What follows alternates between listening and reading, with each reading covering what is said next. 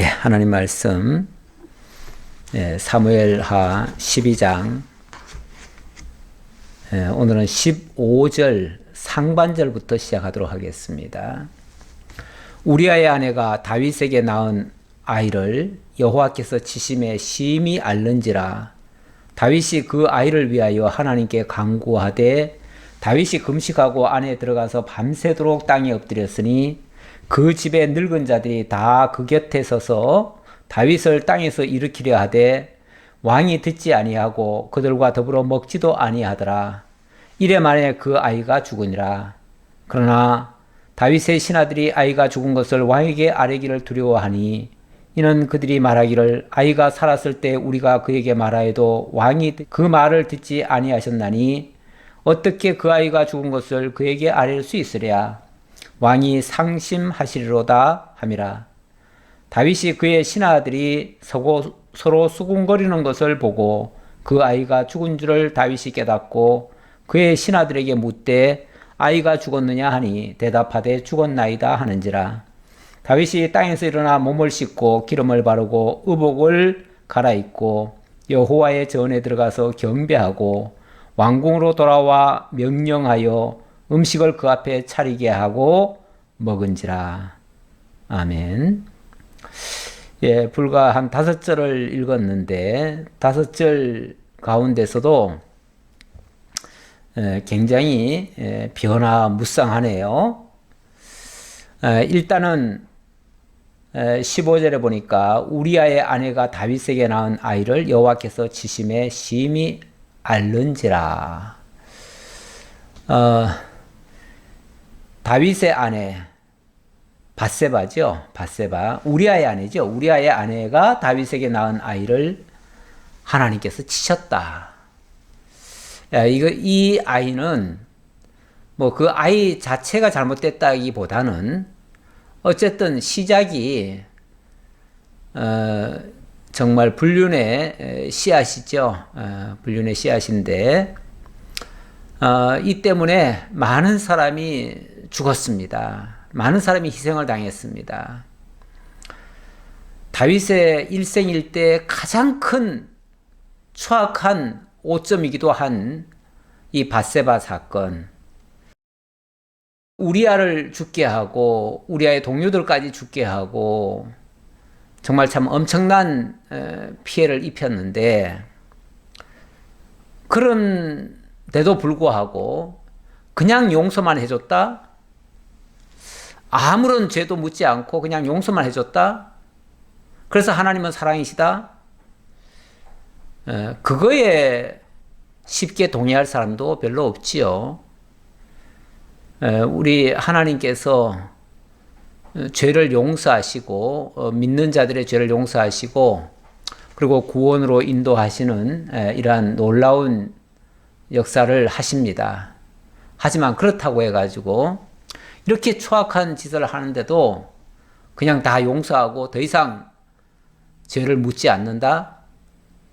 그것도 공정한 건 아니죠. 그래서 하나님께서는 지난번에 나단을 통해서 아주 혹독하게 책망을 하십니다. 그리고 그 죄에 대해서는 엄중히 다스리시겠다. 심지어는 너는 몰래 이 죄를 저질렀지만 하나님께서는 이것을 백주에 다 드러내시겠다고까지 하셨어요. 그러니까 그 죄의 그 형벌은 피할 수가 없습니다. 다만 그럼에도 불구하고 이 죄는 마땅히 죽어 마땅한 죄인데 하나님께서 다윗에게 죽지는 않을 것이다. 이렇게는 얘기하신 바가 있지요. 그러면서 죄는 용서하고 거기에 따르는 벌은 또 피할 수 없도록 이렇게 하셔서 하나님의 공의와 정의가 훼손되지 않도록 그렇게 역사를 하십니다.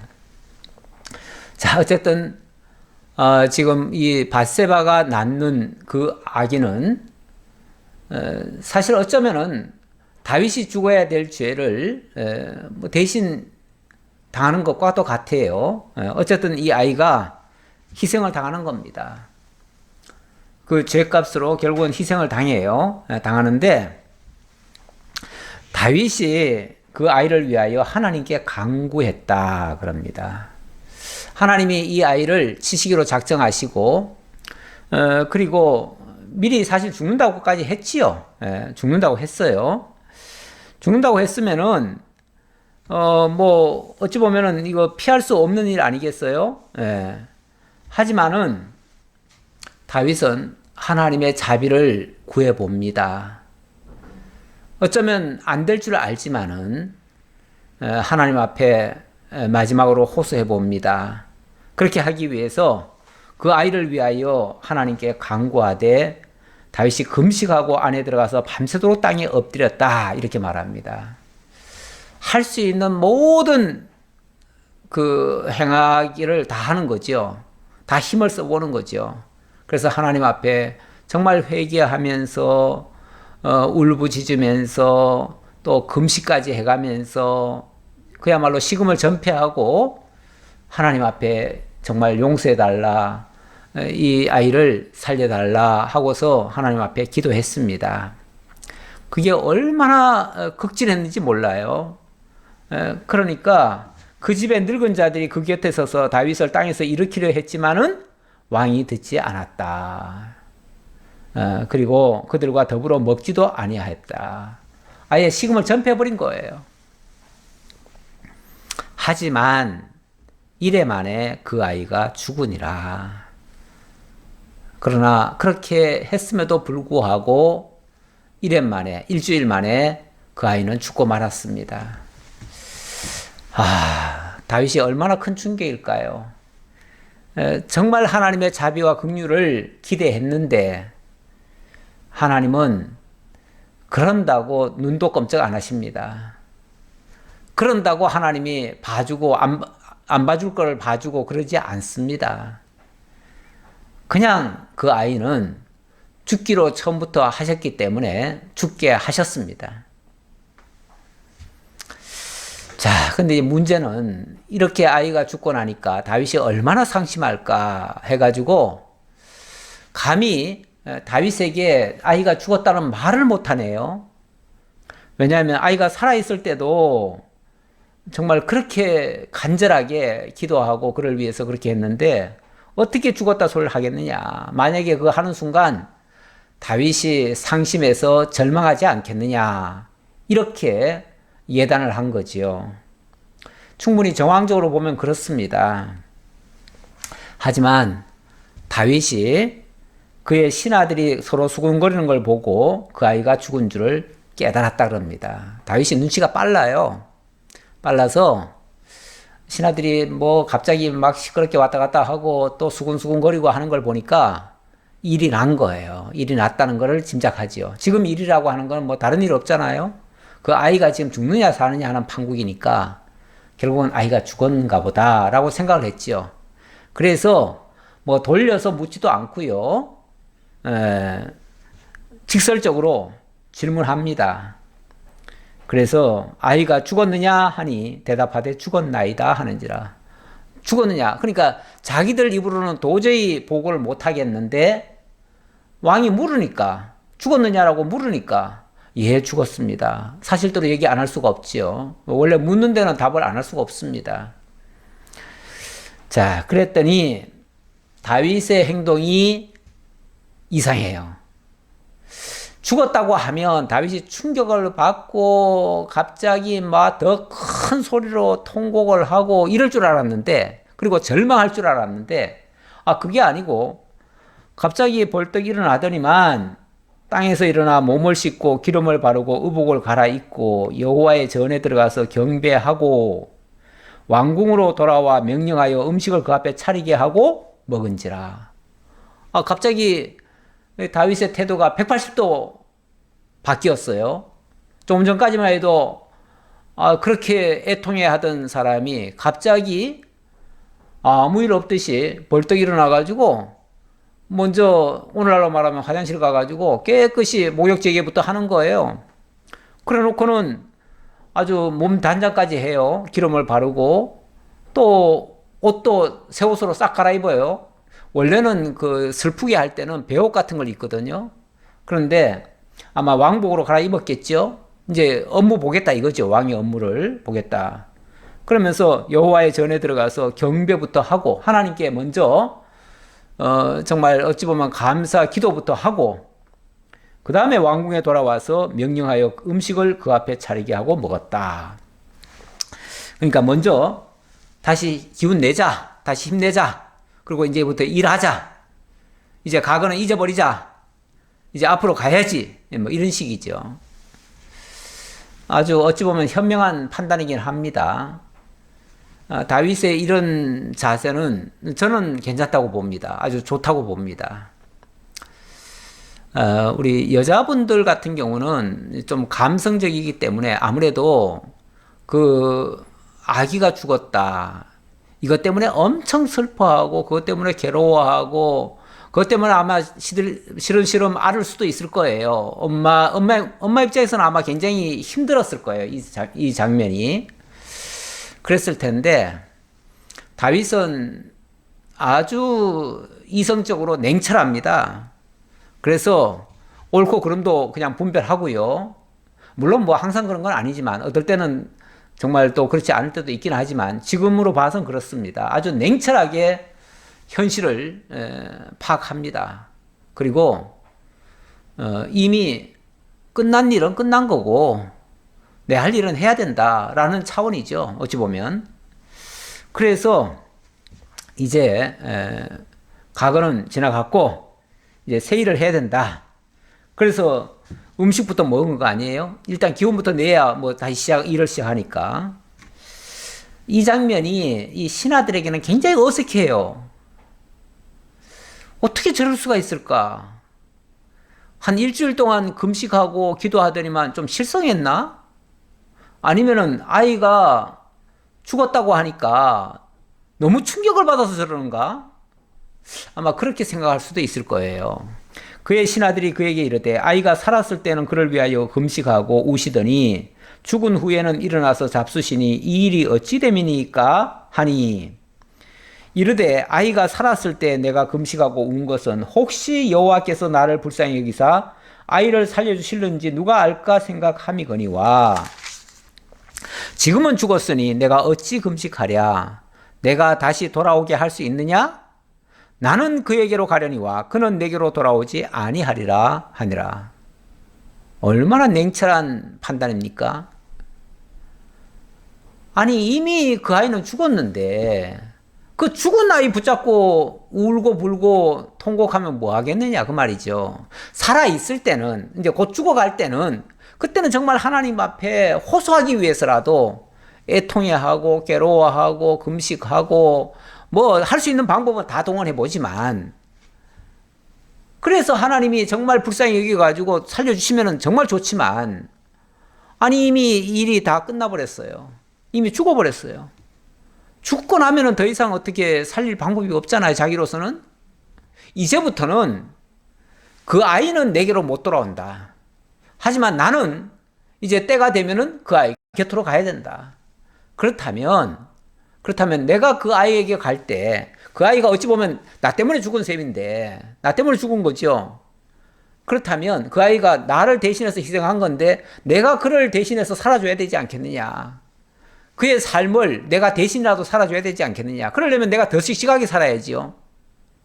내가 더 힘있게 살아야지요. 참 불행하게도 가끔씩은 자녀들이 사고가 나든지 어떤 불행한 일을 당해가지고 그만 죽는 경우가 있어요.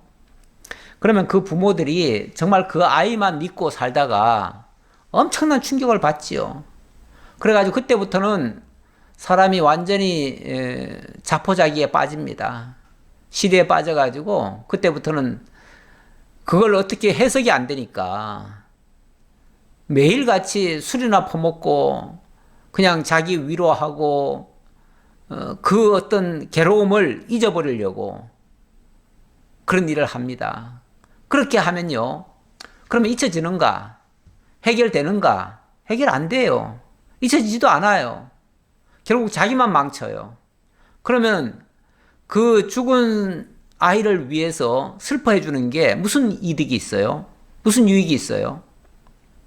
그 아이가 못다한 삶이 있다면 내가 그 아이를 위해서 이제부터의 삶은 내 인생은 이제 끝났고 이제부터는 저 아이를 위해서 살아야 되겠다 하면은 그 아이의 남은 여생을 어찌 보면 내가 책임지듯이 더 열심히 살아야 되지 않겠어요? 네. 나 자신을 위해서도 물론 사람들이 다 살지요. 하지만은 그 아이를 위해서라도 내가 더 살아야지요. 더 악착같이 살고 더 많은 일을 해야지요. 그 아이 목까지.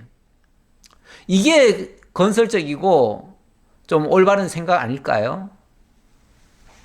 너무 과거에 이미 다 끝난 일을 가지고 계속 그것만 붙들고 슬퍼하고 이러는 거 참 좋지 못한 것 같아요. 너무 그렇게 하는 거. 물론 우리가 어느 정도는 슬픔을 당한 사람이 슬퍼하는데 그걸 가지고 왜 슬퍼하느냐고 자꾸 얘기할 수는 없어요. 슬퍼하는 사람 보고 자꾸 왜 슬퍼하냐고 얘기할 수는 없는데 정말 믿는 사람이라면, 하나님을 믿는 사람이라면 더 이상 과거 때문에 슬퍼하거나 괴로워하거나 그것 때문에 내 인생을 포기하거나 버리는 일은 안 했으면 좋겠어요. 오히려 그런 일을 당했으면 더 악착같이 남은 목까지도 우리가 해냈으면 좋겠어요. 그게 마땅히 살아있는 자의 책무예요. 원래 죽은 자는요, 슬픔이 다 끝났어요. 원래 슬픔과 고생은요, 살아있는 자의 몫이에요. 그럼 살아있는 자가 그 죽은 자가 해야 될 것까지 다 감당하는 것이 올바른 자세라고 보여집니다. 자, 이런 면에서 다윗은 어쨌든 이거는 잘한 것 같아요. 저는 잘했다고 봅니다. 자, 그 다음 24절입니다. 다윗이 그의 아내 밧세바를 위로하고 그에게 들어가 그와 동침하였더니 그가 아들을 낳음에 그의 이름을 솔로몬이라 하니라. 자, 이것도 나는 다윗이 잘했다고 봅니다. 어쨌든 그 밧세바는 자기가 고생해서 아기를 낳았잖아요. 낳았는데 낳은 아기가 그만 죽었어요. 그러면은 여자들은 쉽게 그것을 떨쳐낼 수가 없습니다. 그래서 그 슬픔이 굉장히 오래 가지요. 오래 가고 그 괴로워가지고 견디지를 못하지요. 그러면 이걸 해소할 수 있나? 이걸 해결할 수 있는 방법이 뭔가? 다윗은 그렇게 얘기하는 거죠. 이미 이런 아이는 이런 아이고 만약에 새로운 아이를 낳는다면 그 새로운 아이로 죽은 자를 대신할 수 있잖아요. 그러니까 우리 더 이상 잃어버린 아이에 매달리지 말고 우리가 새로 아기를 낳아서 잘 기르자. 그 아이 목까지 더 잘 기르자. 더 많이 사랑해주고 그러면서 그 아내를 위로한 거지요. 뭐 이렇게 위로한 거는 잘한 것 같습니다. 그렇게 해서 우리 새로 아기를 더 낳으면 되지. 물론 뭐 이미 죽은 아이도 슬픈 건 사실이에요. 그걸 부정하는 건 아니에요. 그러나 우리가 더 좋게 하기 위해서 더 건설적으로 가기 위해서는 과거에 매여서는 안 된다고 말이죠. 과거는 자꾸 떨쳐버려야 돼요. 사실 우리 과거 가지고 특히 여자분들이 옛날 이야기까지 다 꺼내면서 가끔씩 성질나고 화가 나면 뭐 과거 얘기 다 꺼내가지고 막 계속 그렇게 정말 힘들게 얘기하시는 분들이 있는데 뭐 그걸 부정할 수는 없습니다. 사실이니까요. 사실은 사실이에요. 하지만 그러면은 그게 도움이 되는가? 도움 안 돼요. 결국 그 생각을 하고 있는 동안은 자기를 더 파멸시켜요. 더 힘들게 만들어요. 어떻게 해서든지 더 좋은 걸, 새로운 걸 찾아가지고 그거는 떨쳐지도록 하는 게 좋아요. 만약에 그것이 자식 문제라면 자식을 새로 낳는 게 낫지요, 차라리. 아니면 아니면은 뭐 새로 구해와도 되지요. 아이를 뭐 입양이라도 해서라도 키우든지 어쨌든지 좌우간 과거에서 떨어져 나와야지요. 거기서 벗어나야지요. 과거에 슬픔이 있다고 계속 거기에 머물리면 어떻게 해요? 그러니까 다윗이 그걸 위로한 거예요. 바세바한테 위로하면서 우리 애기 새로 낳자. 그래가지고 애기를 새로 낳습니다. 그 낳은 아기가 누구냐면 바로 솔로몬입니다. 솔로몬. 이름을 이제 솔로몬이라고 지었는데 왜 솔로몬이라고 지었는가? 솔로몬이란 말은 평강이잖아요. 평강인데 어찌 보면은 그 직전까지는 평강을 잃었잖아요. 슬픔이었잖아요. 어찌 보면 괴로움이고 고통이었고 정말 과거가 정말 인생 패배자의 인생을 살아온 거 아니에요. 어찌 보면 그동안에. 근데 이 모든 것들을 다 잊어버리고 이제 하나님의 은혜 속에서 평강을 뭐 얻자라고 했든지 어쨌든지 자고한 다윗이 그런 차원에서 평강이라고 이름을 지은 겁니다. 뭐 그것도 잘 지었다고 봐요. 물론 이것도 자기 임의로 지었다기보다는 하나님께서 그런 감동을 주어서 평강이라고 이름을 지은 거죠. 솔로몬이라고 지었고, 이 부분에 대해서는 여호와께서 그를 사랑하사 선지자 나단을 보내 그의 이름을 여디디아라 하시니 이는 여호와께서 사랑하셨기 때문이더라. 이 부분에 대해서는 하나님도 잘했다는 거예요. 너 잘했어. 그래야지. 나도 그 아이 사랑해. 너도 죽은 아이보다도 10배나 더 사랑하려고 지금 그렇게 하는 거니까 그래. 그렇게 해야지. 그렇게 하고 나도 그 아이 사랑해. 그래서 내가 그 아이를 여디디아라고 불러줄 거야. 이렇게 말씀하시는 거예요. 이 여디디아란 말은 그 여호와께 사랑을 입은 자다라는 뜻이에요. 그러니까 이 아이는 하나님의 사랑을 받고 태어난 자예요. 그 전의 아이는요. 그건 죄악을 잉태해가지고 태어난 자 아닙니까? 죄악의 씨앗으로 태어난 자 아닙니까? 그러니까 죄악의 씨앗은 제거하고 하나님의 사랑의 씨앗으로 바꿔주신 거예요. 어찌 보면 하나님께서 영적으로 말하면 죄에서부터 거듭나게 해서 새 사람으로 바꿔준 셈이에요. 예. 우리 육적으로는 그걸 동시에 할 수가 없기 때문에 어찌 보면 한 사람은 죽고 한 사람은 살아남으로써 그 하나님의 진노와 하나님의 은혜, 사랑이 거기에 담겨져 있는 거죠. 그 아이 속에 담겨져 있는 거죠. 자, 그렇게 보시고요. 자, 그래서 일단락이 됐습니다. 이 부분은. 이렇게 해서 정리가 됐고요. 그 다음 26절입니다. 여기는 장면이 조금 바뀌어서 요압이 등장을 하는데 요압은 지금 뭐 하고 있습니까? 지금 암몬이 자꾸만 괴롭혀 와가지고 암몬을 치러 갔어요. 가가지고 그 암몬의 모든 성읍을 다 그냥 빼앗아 버렸습니다. 그동안 다윗은 어느 나라든지 항복을 하면요 그 성을 빼앗지 않았습니다. 않고 일단 조공만 받았죠. 그리고 그들을 이제 봉신국처럼 여겼습니다. 다시 말하면 그들에게 자치권은 주고 조공만 바치게 하고 통치만 받도록 이렇게 했어요. 그러니까 상당히 원래 지배국, 제국으로서는 그렇게 하는 것이 굉장히 자비를 베푸는 겁니다. 그렇게 했는데 이렇게 자비를 베풀어 주니까 기어 올라요. 원래 악한 자에게요 너무 잘해주기만 하면 그들이 고마움을 느끼고 은혜로 생각하는가? 그렇지 않아요. 깔보고 우습게 알아요. 그래가지고 도전하고요 대적을 해요. 그래서 원래 심성이 악한 자를 뭐 우리가 사랑한답시고 품어주고 그냥 덮어주고 막 끌어안아주고 다 해주면요 고맙게만 여길 줄 알지만 그렇지 않아요. 오히려 배신하는 경우가 더 많아요. 세상에서는 그래요. 그래서 오죽하면은 세상에서는 검은 머리 짐승은 기르지 말라 이런 말까지도 있어요. 그건 하도 배신을 당해 본 사람들이 우리가 동물은 길러도 동물은 뭐 예를 들어서 개나 고양이는 그렇게 뭐 배신하지 않잖아요. 그것들은 그냥 먹거리만 던져주면은 잘 따르고 순종하잖아요. 그러니까 짐승 키우는 거는 크게 손해 볼 게 없는데 아니 사람은 키워놓으면은 지가 큰 줄 알고 나중에 가서는 키워준 사람을 배신하는 경우가 참 많아요. 물론 뭐 사람한테 너무 기대만 안 하면은 굳이 그렇게 실망할 것도 없기는 없어요. 예. 그냥 키워주는 의무로서만 다 키워주면은 크게 기대 안 하면은 괜찮아요. 그런데 만약에 막 큰 기대를 하고 내가 이를 내가 도와줘가지고 나중에 크게 되면은 내가 이 사람을 통해서 엄청난 이득을 얻으리라 하고 하는 사람들은 일종의 거래지요, 거래. 거래로 했다가는요, 나중에 배신 맞는 경우가 많습니다. 진짜 사랑으로 하는 게 아니고 뭔가를 기대하고 했다가는 배신을 당해요.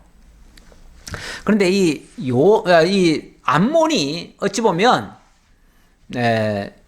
다윗의 그런 호의를 좋게 받지만 않고 자꾸만 배신을 하는 거예요.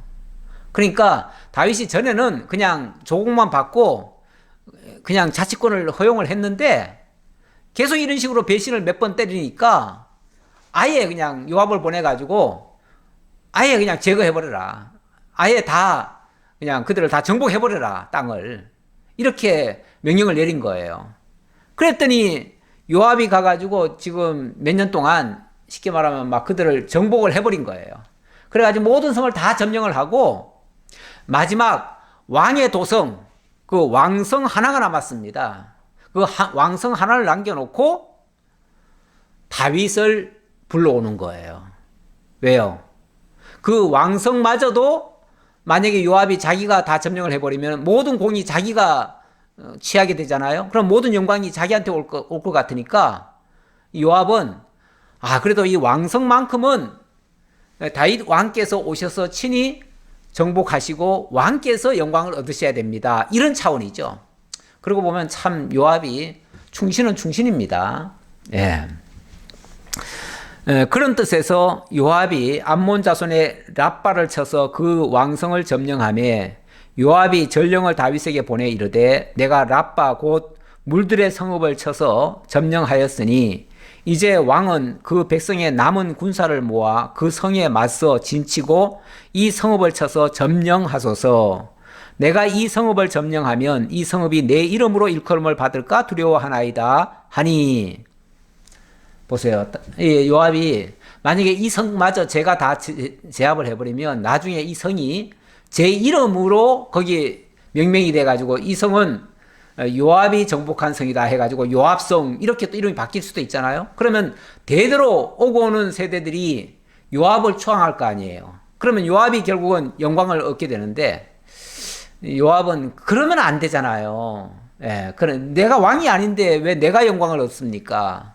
잘못하면은 옛날에 그 사울 시대 때 사울은 천천히요 다윗은 만만이로다 이래가지고 그 사울의 시기를 얻었잖아요. 다윗이 그것 때문에 다윗이 오랫동안 고통을 받았잖아요. 만약에 요압은 이렇게 정말 만만이요 다윗은 천천히요 이런 노래가 나오기 시작하면요 백성들 중에서 그렇게 만약에 칭송이 나오기 시작하면 자칫하면 다윗도 또 뭐 시기 안 하라는 법이 있습니까? 다윗도 뭐 원래가 사람이 위대한 사람이 아니잖아요. 하나님이 은혜로 붙들어 주면 위대한 역사도 나오지만 다윗 역시 하나님께서 잠시 눈 감으면 그 역시 아주 못된 짓도 하고 얼마든지 악할 수 있는 사람이에요. 그냥 똑같은 사람이에요. 모든 사람은 다 똑같습니다. 그래서 그런 빌미를 안 주는 게 제일 좋아요. 그래서 요압이 이렇게 다윗에게 얘기를 했고요. 그래서 29절 다윗이 모든 군사를 모아 랍바로 가서 그곳을 쳐서 점령하고 그 왕의 머리에서 보석 박힌 왕관을 가져오니 그 중량이 금 한 달란트라. 다윗이 자기의 머리에 쓰니라. 그래서 다윗이 그 남은 병사들, 뭐 다윗 곁에 있는 병사들이겠지요. 그 병사들을 데리고 가가지고 그 남은 성, 뭐 성 한 개 이제 남았어요. 다 점령하고 하나 남았는데 그건 뭐 솔직히 문만 박살내고 들어가면은 그냥 점령이에요. 그냥 항복할 거예요. 항복할 건데 그 일은 다윗 보고 하게 한 거예요. 정말 참 인간적으로 다윗도 참 고맙게 느낄 거예요. 사실은 이 전쟁에 일찌감치 다윗이 원래 전쟁을 나왔었어야 돼요. 근데 괜히 그때 이 전쟁에 참가 안 하고 빈둥빈둥 성위를 거닐다가 괜히 유혹받아가지고 죄만 지었잖아요. 예. 자기 할 일 제대로 안 하고요. 빈둥빈둥 하고 하면은요, 악한 것들이 틈타는 수가 있습니다. 그런데 자기 일에 충실하면요, 악한 것들이 틈타지 않습니다. 어찌 보면 다윗이 이번에는 물론 뭐 요압이 그렇게 요청해서 한 일이지만 참 잘한 것 같아요. 이것도 완전히 점령을 했습니다. 점령하고 이제 왕까지 박탈시키는 거예요. 암몬 왕의 왕직을 박탈하고 그의 면류관까지 빼앗아 왔어요.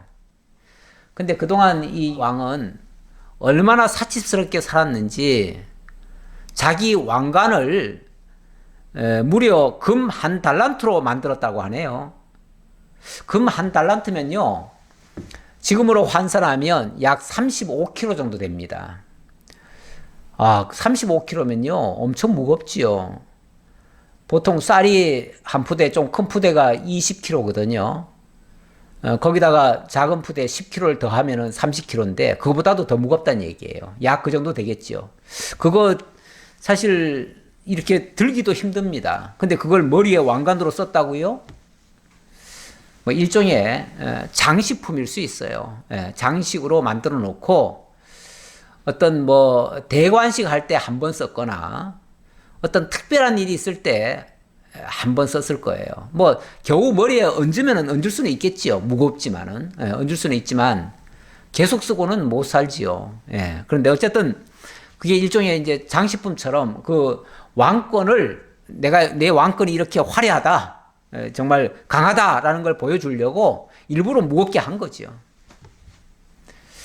자, 그래 놓고 다윗이 또 그 성읍에서 노략한 물건을 무수히 내오고 그 안에 있는 백성들을 끌어내어 톱질과 썰애질과 철 도끼질과 벽돌 구이를 그들에게 하게 하니라.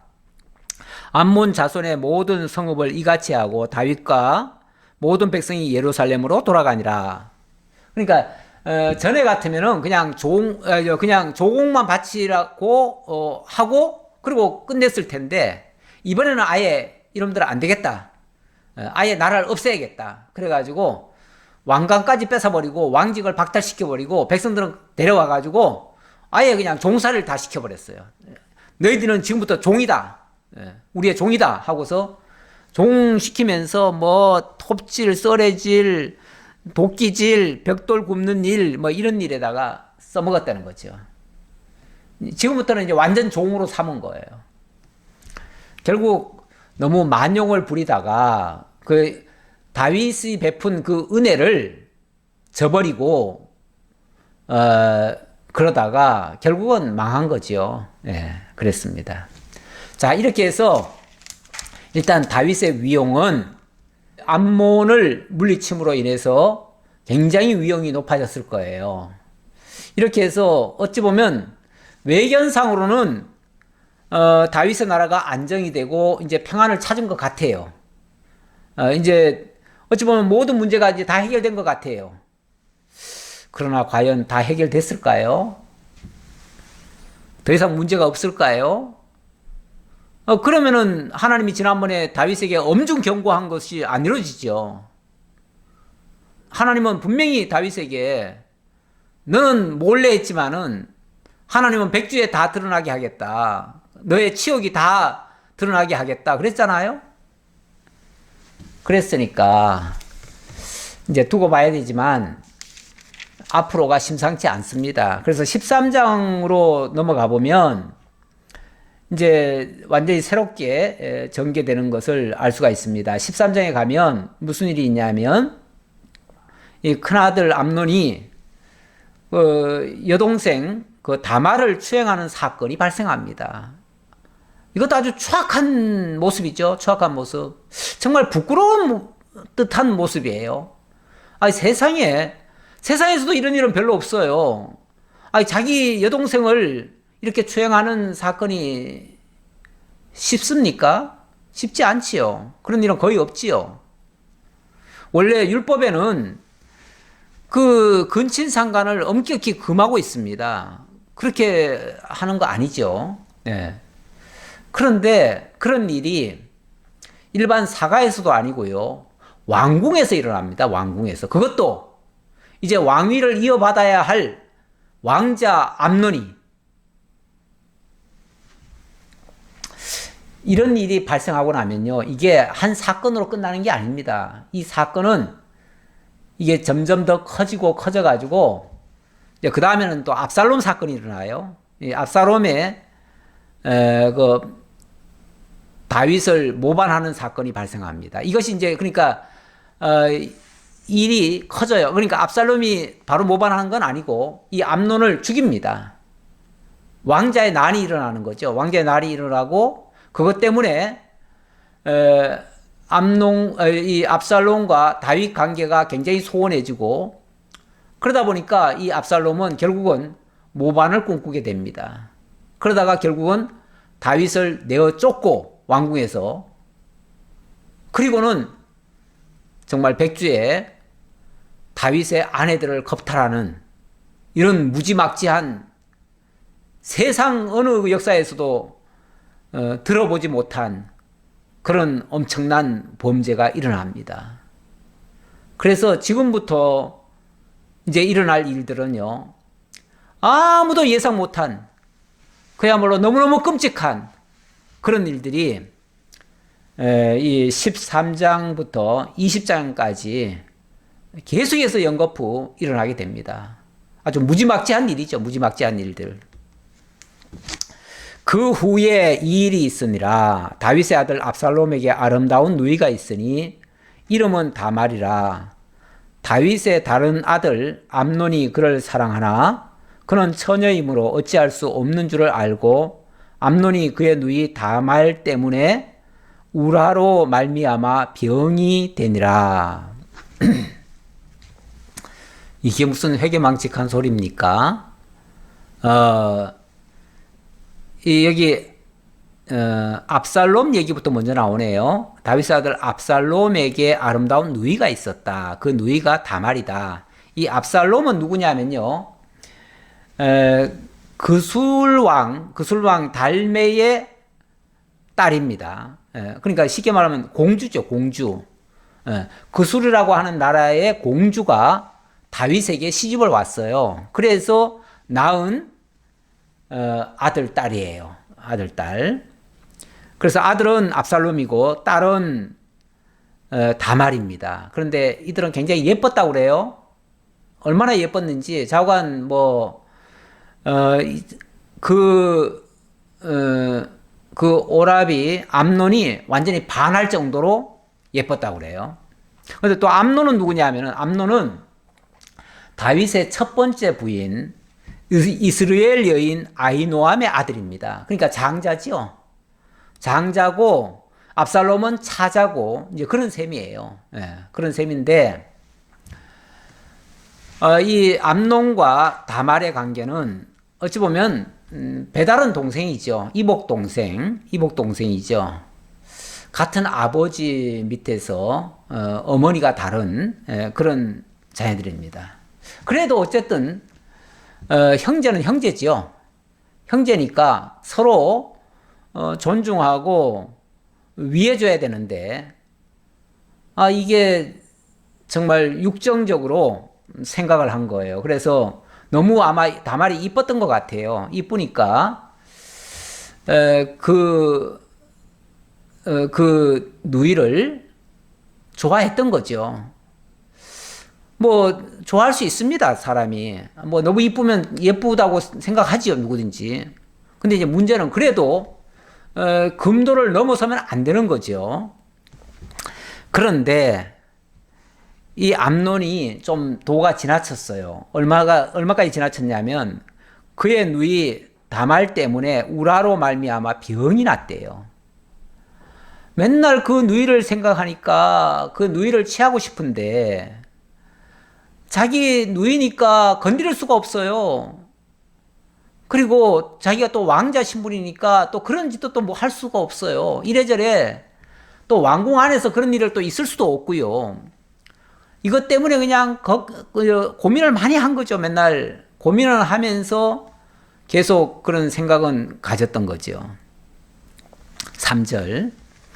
암논에게 요나답이라 하는 친구가 있으니 그는 다윗의 형 시므아의 아들이요 심히 간교한 자라.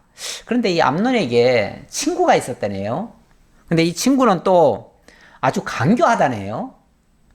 이 친구는 누구냐 하면은 뭐 족보로 따지면은 사촌간이에요. 왜냐하면 다윗의 형의 아들이니까. 어쨌든 친구처럼 늘 요나답이 암논 곁에 있었어요. 그런데 왜 사람들이 그러잖아요. 고민스러운 일, 특히 이성 간의 문제 이런 것들은요. 사실 부모에게는 얘기 못합니다. 그리고 자식한테도 얘기 못하고요. 누구한테는 얘기하냐면 친구한테는 얘기합니다.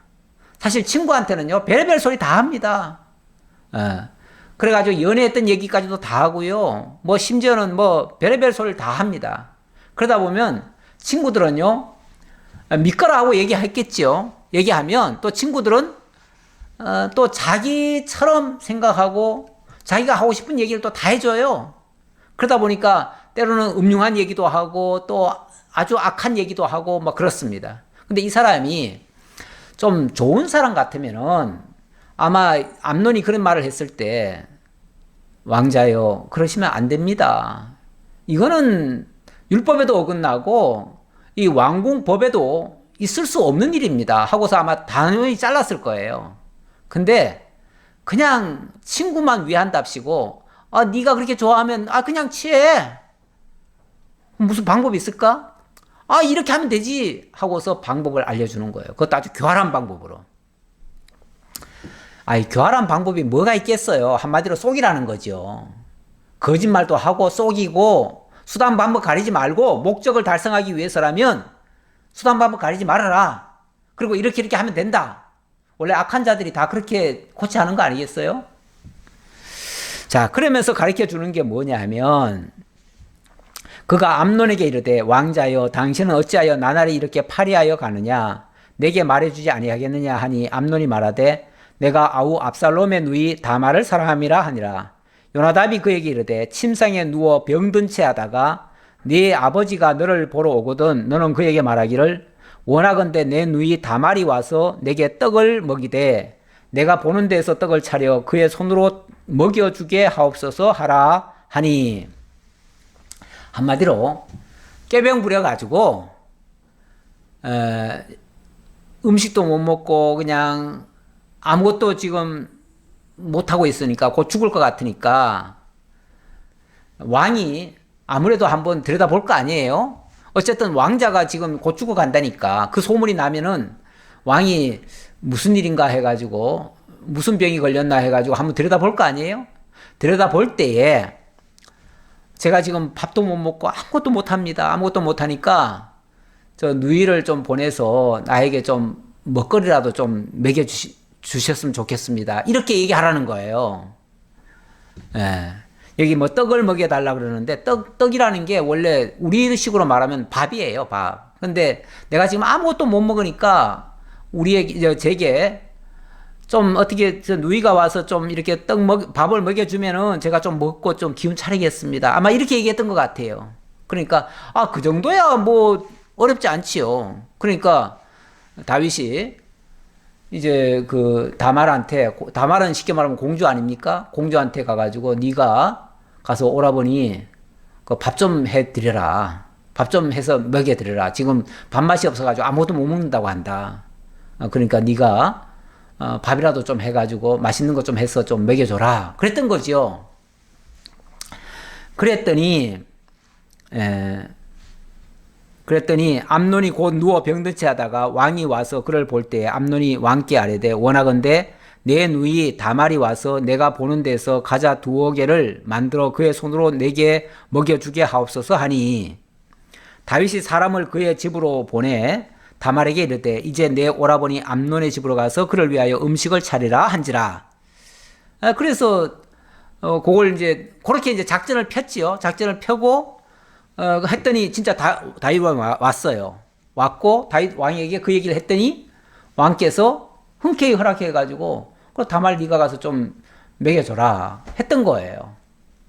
그랬더니 8절 다말이 그 오라버니 암논의 집에 이르매 그가 누웠더라. 다말이 밀가루를 가지고 반죽하여 그가 보는 데서 과자를 만들고 그 과자를 굽고 그 냄비를 가져다가 그 앞에 쏟아 놓아도 암논이 먹기를 거절하고 암논이 이르되 다른 모든 사람을 내게서 나가게 하라 하니 다 그를 떠나 나가니라.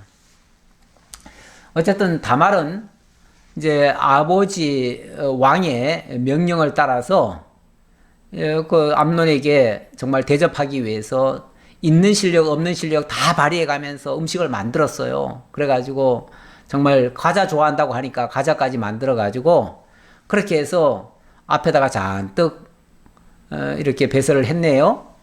그런데 거들떠도 안 보고 나 먹기 싫어 그래 놓고는 다 꼴보기 싫으니까 이놈들 다 나가라 그래가지고 갑자기 그냥 거기 주변에 있던 모든 그 사람들 있잖아요. 그 보필하러 온 사람들. 그 사람들 다 내보내는 거예요. 다 나가라 그래. 나 지금 만사가 다 귀찮아. 그리고 다말 보고는 너는 그리고 다말만 이제 남겨놓고 다 나가라고 한 거예요. 자, 그래 놓고 암논이 다말에게 이르되 음식물을 가지고 침실로 들어오라. 내가 너의 손에서 먹으리라 하니 다말이 자기가 만든 과자를 가지고 침실에 들어가 그의 오라버니 암논에게 이르러 이제 다른 사람들 다 내보내고 원래는 이제 사실은 그 시중 드는 사람이 따로 있지요. 따로 있으니까 다말이 음식을 만들더라도 시중 드는 사람을 통해서 이제 먹일 텐데 너들은 다 나가라고 했으니까 그들이 다 빠져버렸어요. 빠지니까 이제 다말밖에 없잖아요. 그러니까 다말 보고 뭐라 그러냐면 너 내 침실로 가까이 와라. 그러면서 침실로 불러들인 거죠. 그래 가까이 가서 아마 과자를 가지고 이렇게 입에다 넣어주려고 했던 것 같아요. 11절 그에게 먹이려고 가까이 가지고 갈 때에 암논이 그를 붙잡고 그에게 이르되 나의 누이야 와서 나와 동침하자 하는지라.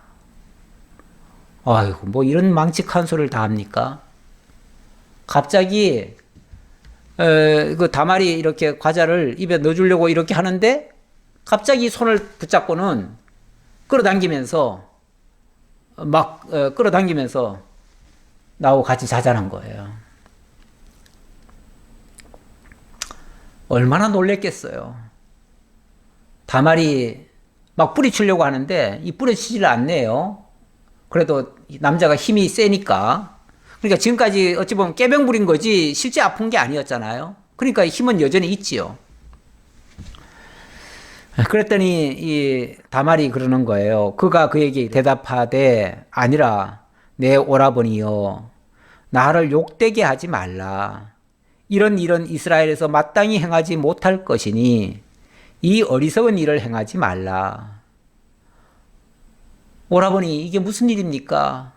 무슨 이런 망측한 소리를 하십니까? 이런 일은 어리석은 일입니다. 어떻게 이런 일을 할 수 있습니까? 이건 정말 부끄러운 일이고 그리고 나를 욕되게 하는 일입니다.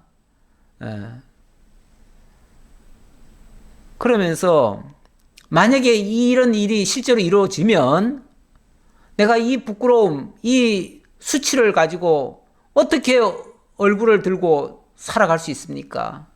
이건 나를 죽이는 겁니다. 이러면서 얘기를 합니다. 13절 내가 이 수치를 지니고 어디로 가겠느냐? 너도 이스라엘에서 어리석은 자 중에 하나가 되리라.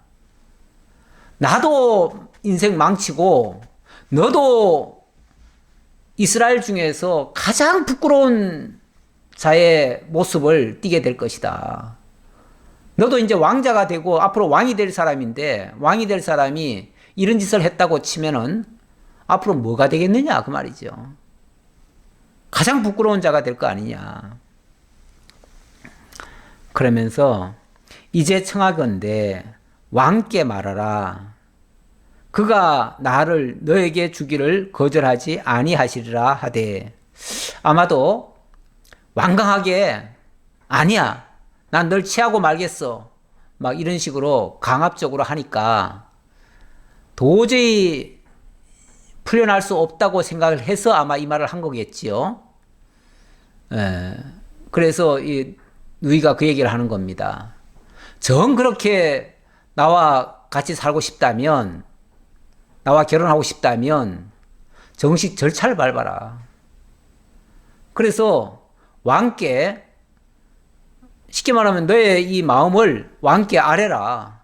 그래서 왕이 허락하면 그때 정식으로 우리 결혼하자.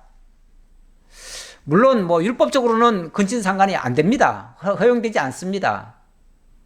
하지만 가끔은 이스라엘 역사에서는 그게 허용되는 경우도 있기는 있어요. 원칙적으로는 아니에요. 안 되지만, 그래서 하려면은 합법적으로 해라, 합법적으로. 근데 이런 식으로 하는 건 아니다. 합법적으로 한다면은 나도 동의할 수 있다. 그러니까 아무래도 이 얘기를 하는 것은 진짜 그렇게 하겠다는 의도보다는 일단은 이 위기를 지금 모면해야 될 거 아니겠어요? 그러니까 이제 일단은 합법적으로 하자고 지금 얘기를 하면서 이 위기를 모면하려고 지금 한 소리겠죠. 그런데 암논이 그 말을 고지 듣습니까? 암논도 뻔히 이거는 아마 왕에게 신청을 해도 왕이 허락하지 않을 일이라는 걸 뻔히 알지요. 그러니까 그렇게 합법적으로 할 생각은 추호도 없습니다. 지금 암논은. 그런데 이 다말을 취하고는 싶은 거예요. 무리해서라도 취하고는 싶은 거예요. 그러니까 그냥 다말을 그냥 취하는 거죠. 뭐 억지로라도 취하는 거죠. 뭐 원래 좀 육정적인 사람들, 특히 이제 남자들이 그런 쪽이죠. 남자들은 육정적입니다. 그래서 본능적이기도 하고요. 그러다 보니까 사실 남자와 여자 관계는 우리 여자분들은 뭐 그 마음을 중시하지요. 마음을 중시하고 남자들은 외모를 중시합니다. 그러다 보니까 반해도 얼굴에 반하죠. 여자들은 그 마음에 반합니다. 정말 그래서 남자들의 따뜻한 마음을 가지고 있으면 여자들은 그냥 거기에 매료가 되지요. 근데 남자들은 그 뭐 마음 같은 거 이런 거는 눈에 보지도 않아요. 보지도 않고 얼굴 반반하면은 그냥 탐하는 거예요. 한마디로. 그러니 그 몸뚱아리를 탐하는 거죠. 남자들은 그렇습니다. 뭐 다 그런 건 아닌데 그런 예가 많지요. 그러다 보니까 암논이 바로 그런 대표적인 모습이에요. 그러니까 그냥 암논이 그 말을 듣지 아니하고 다말보다 힘이 셈으로 억지로 그와 동침하니라. 억지로 동침했더네요. 이 무지막지한 짓을 그냥 억지로 막 해버렸대요. 사고가 났습니다. 나도 크게 났습니다. 이거는 무엇으로 이걸 해결할 수 있을까요? 이런 문제. 뭐 정말 참 물론 뭐 다윗이 한 거와는 성격은 좀 다릅니다. 다르지만 일단 성적인 문제라는 것은 거의 동일하고요.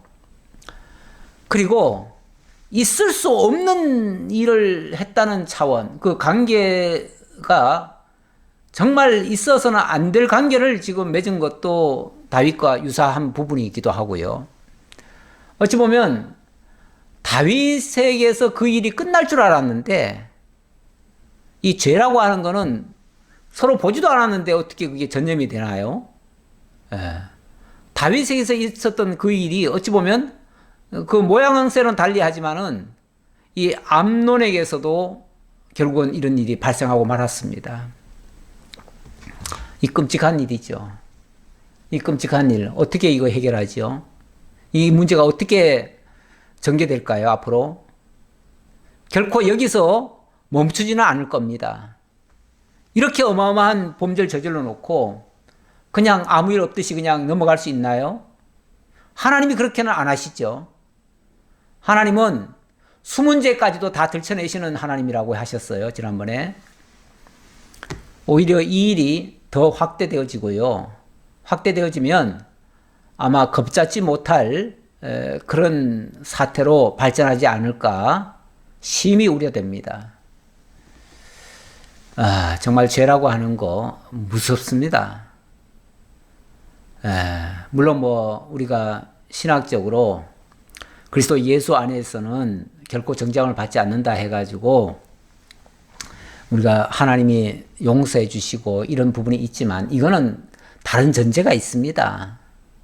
정말 회개라고 하는 부분이 있고 거듭남이라고 하는 이런 절차가 있어서 영적으로 새 사람이 되고 하기는 하지만은 막 그런 거를 뺀 상태에서는요 행한 대로입니다. 행한 대로 하나님이 형벌하십니다.